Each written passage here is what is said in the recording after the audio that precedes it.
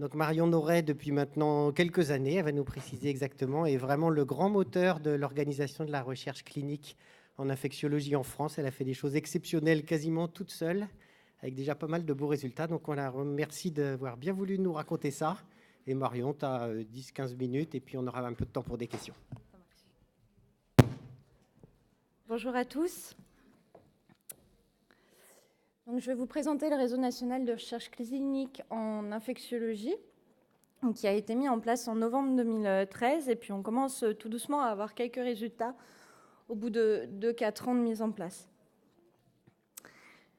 Les objectifs de RENARCI, le réseau a été mis en place suite à une problématique croissante de la recherche clinique en France, pas qu'en infectieux, mais ça concerne également l'infectiologie. Parce que les études, ça prend beaucoup de temps à mettre en place pour obtenir les autorisations réglementaires, pour faire les démarches administratives auprès des directions de tous les hôpitaux qui participent aux études. Il est vrai qu'il y a beaucoup d'études qui sont mises en place, qui ne sont pas faisables en pratique courante. Et le dernier problème, c'est le recrutement des patients dans toutes ces études. Et toute cette conjoncture entraîne une baisse de la compétitivité et de l'attractivité de la recherche en France. C'est pourquoi le réseau a été créé initialement.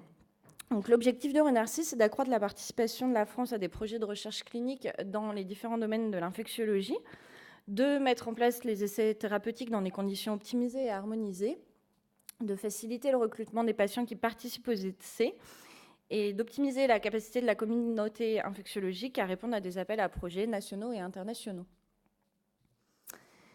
Donc le RENARCI, son fonctionnement est plutôt simple. Il est composé d'un comité de pilotage piloté par le professeur Jean-Michel Molina, d'un conseil scientifique piloté par le professeur Lemoin qui correspond au groupe recherche PIL-CEMIT et d'un chef de projet, moi-même. Et toute cette structure interagit avec différents promoteurs académiques et industriels que vous pouvez voir ici. Concernant nos centres adhérents, à ce jour, 70 services de maladies infectieuses participent au RENARCI activement. Je crois qu'on a quasiment balayé maintenant tous les services d'infection en France. On a réussi à mettre en place une dynamique de réseau entre le RENARCI et les sites, mais aussi intersites, ce qui est assez intéressant dans le cadre des études. Et comme vous pouvez le voir, et ça c'est plutôt pas mal, les centres hospitaliers non universitaires participent grandement également au réseau, puisqu'on en a 25 à l'heure actuelle pour 43 CHU, un hôpital privé et un hôpital militaire. Tous ces centres, donc ce sont des centres universitaires ou non universitaires, hôpitaux privés, hôpitaux militaires. On a des équipes motivées et formées à la recherche clinique, ce qui est important pour les études avec de nombreux patients à inclure et surtout les études industrielles qui sont quand même lourdes en procédure, et également une dynamique de réseau qui s'est mise en place. L'accès à la recherche clinique est également non universitaire, puisqu'on a la représentativité des CH dans la quasi-totalité des études, pour en moyenne un centre non universitaire pour 4 sites sélectionnés. Et après, le réseau facilite la communication. Donc, il y a un seul interlocuteur en relation avec les promoteurs, qu'ils soient académiques ou industriels, et les services qui sont impliqués dans la recherche, donc les sites investigateurs ouverts aux études. On facilite également les démarches administratives qui sont très chronophages pour les sites et pour les promoteurs, puisqu'on a nos entrées dans les directions désormais. On essaye de valoriser au mieux les centres en essayant de revoir les grilles de surcoût qui sont importantes pour le fonctionnement des services, mais également au niveau des publications au terme des études. Et enfin, on suit les études et on identifie surtout, c'est surtout ça, rapidement les problèmes d'inclusion quand il y en a, ce qui permet d'essayer d'accroître le recrutement au mieux. Concernant la gestion des projets de recherche clinique, le RENARCI peut être impliqué dans la quasi-totalité du processus de mise en place d'un projet, de l'évaluation scientifique et médicale du projet jusqu'à la coordination nationale et le suivi du recrutement. Finalement, sur 4 ans, maintenant, on arrive à mettre en place des projets en environ 20 semaines, soit un peu plus de 4 mois, ce qui est plutôt pas mal, avec des enquêtes de faisabilité rapides déployées sur l'intégralité des sites, ce qui nous permet, en cas de mise en place d'études concurrentes, de bien sélectionner les sites, également pour faciliter le recrutement. On diminue les démarches réglementaires et administratives, et ça, c'est un gros point positif, puisque ça prenait, à l'époque, sur les dernières données du LEM, quasiment 1 an. et on initie plus rapidement donc, le circuit des inclusions. En termes de projets, donc, à ce jour, on a à peu près 850 patients inclus, tout protocole confondu, soutenus par le réseau. On a déjà soutenu 17 projets, 4 qui sont terminés ou en cours de suivi, 6 projets en cours de recrutement et 7 à venir en 2018. Donc là, c'est la liste de tous nos projets en cours de recrutement. Le premier, c'était MOESBL, promu par E-Médica et le CHU de Grenoble, sur la thémocyline. C'est un projet qui peine à recruter en France. Actuellement, on a 16 patients inclus sur les 50 attendus. On a identifié les problèmes de recrutement. Là, c'est dans les mains de la NSM, donc on espère qu'il va y avoir une décision sur ce projet. Voilà. Et on espère qu'on va réussir à le terminer, ou en tous les cas avancer sur ce sujet. On a le projet Positeco qui recrute, promu par Sanofi, donc qui est une étude de cohorte observationnelle de pharmacovigilance sur la dose de charge de thécoplanine administrée aux patients par voie IV. Donc là, on a doublé nos objectifs initiaux. On est à 82 patients. On est le meilleur centre recruteur, le meilleur pays recruteur en Europe. Ce projet se passe très très bien. Ensuite, il y a le projet ProstaShort qui recrute. Donc, c'est un essai randomisé contre placebo qui vise à comparer l'efficacité d'un traitement court de 7 jours versus 14 jours dans les prostatites aiguës à germes sensibles au fluoroquinolone, coordonné par le professeur Laforie, le docteur Laforie. À l'heure actuelle, il y a 165 patients inclus sur 284 attendus.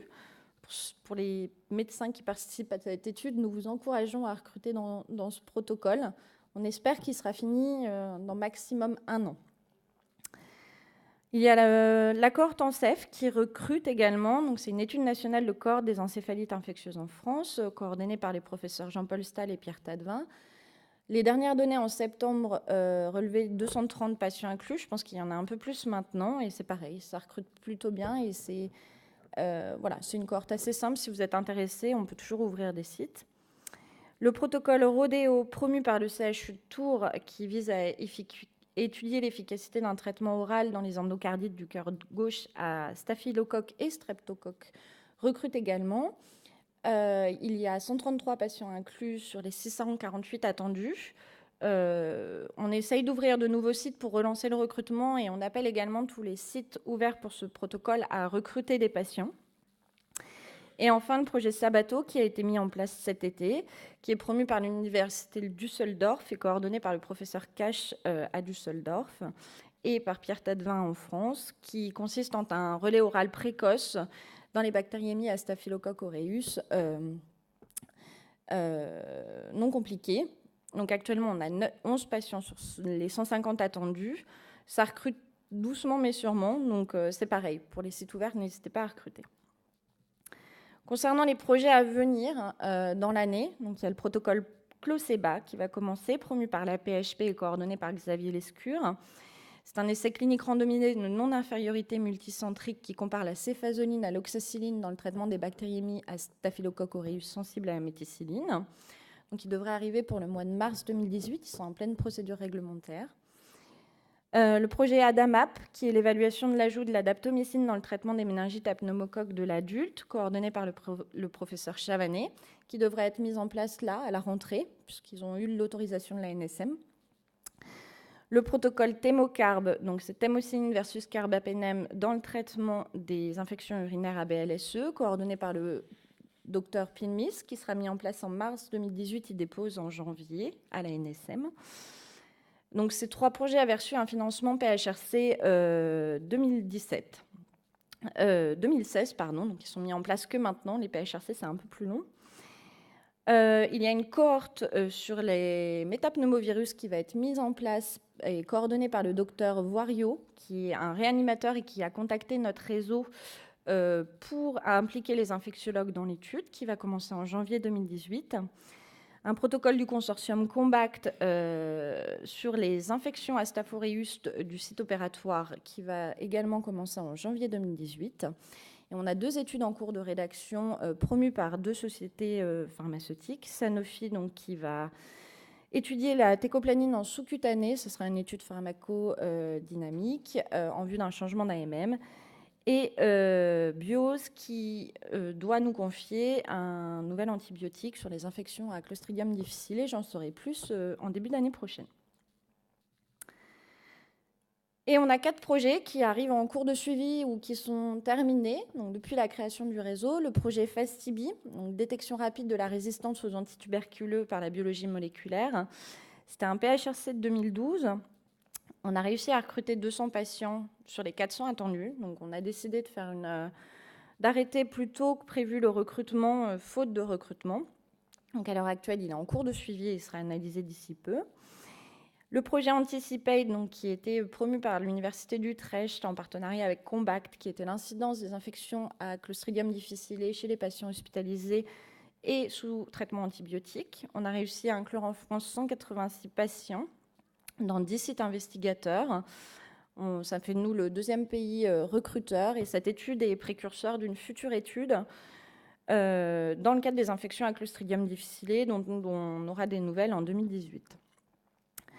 Et les projets clôturés, donc nous en avons 2. Le projet Extend, qui était une étude de phase 3B randomisée contrôlée en ouverte sur la fidaxomycine versus vancomycine. 27 patients ont été inclus en France. Nous avions un objectif de 24 patients, donc on a dépassé notre objectif. Nous étions le 5e pays recruteur en Europe. Et le projet Nocardia, qui était une cohorte donc sur les nocardioses après transplantation d'organes solides, où 117 patients ont été inclus. Ce projet a été présenté déjà à plusieurs congrès internationaux.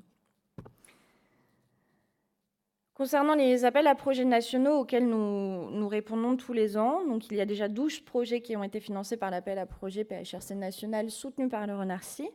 Un projet va être financé a reçu un financement en 2017 et devrait commencer fin 2018. Donc, il est porté par le docteur Leïla Esco à Bicêtre. Il va viser à étudier un traitement antibiotique court de 3 semaines versus 6 semaines dans les arthrites septiques sans matériel de l'adulte. Et pour tous ceux qui souhaiteraient soumettre des projets au PHRC 2018, la date de soumission de cette année a été fixée au 17 mars 2018. Et nous organisons une réunion, puisque le groupe recherche analyse les lettres d'intention visant à être soumises à l'appel à projet. Nous avons une réunion le 14 février, donc je vous invite à nous soumettre des projets que vous souhaiteriez voir financés par l'appel à projet de la DGOS. Les autres activités du réseau, donc on est en train de créer, en partenariat avec la SPILF et le CEMIC et le Conseil scientifique du réseau, un comité d'éthique qui va viser à évaluer et donner un avis en termes d'intérêt scientifique et médical, éthique et au regard de la loi, des projets de recherche clinique qui ne relèvent pas de la nouvelle loi, la loi Jardé, et donc de la compétence des comités de protection des personnes. En effet, on a été alerté sur le fait que certains projets, n'étant pas évalués par un comité d'éthique, ne peuvent pas être publiés dans des revues internationales. Donc l'objectif, c'est de donner la possibilité aux infectiologues d'avoir un comité d'éthique pour relire ces projets en vue de les publier au maximum. Et nous espérons qu'il sera mis en place en avril 2018. On travaille également en collaboration avec le réseau des jeunes infectiologues français afin de faciliter et accélérer la mise en place de projets portant sur des cohortes françaises. Bien entendu, il y a de nouveaux projets en cours de discussion qui arriveront en 2018 et on continue la poursuite de la coordination du RENARCI. Merci beaucoup.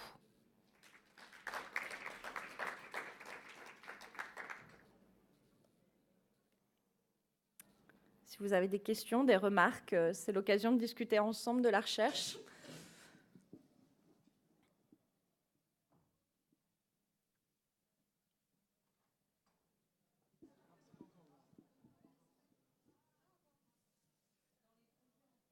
Oui.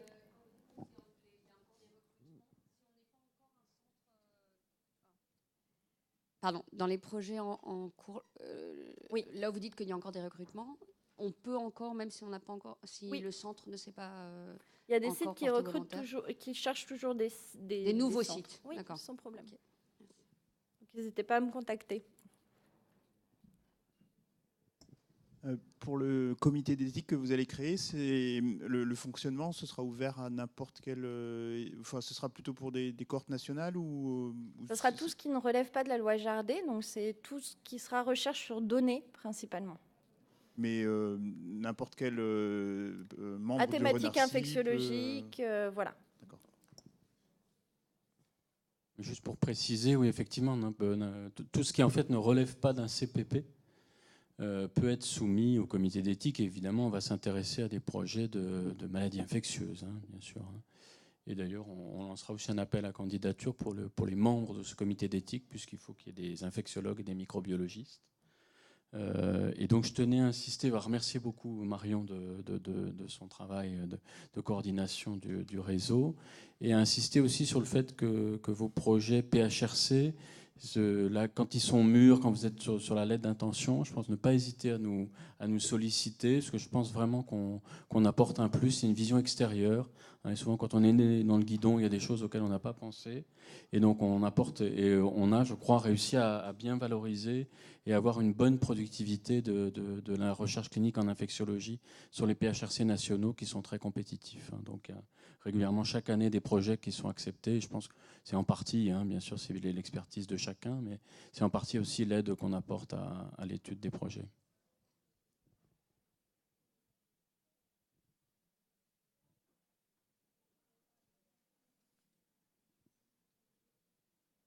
Merci beaucoup.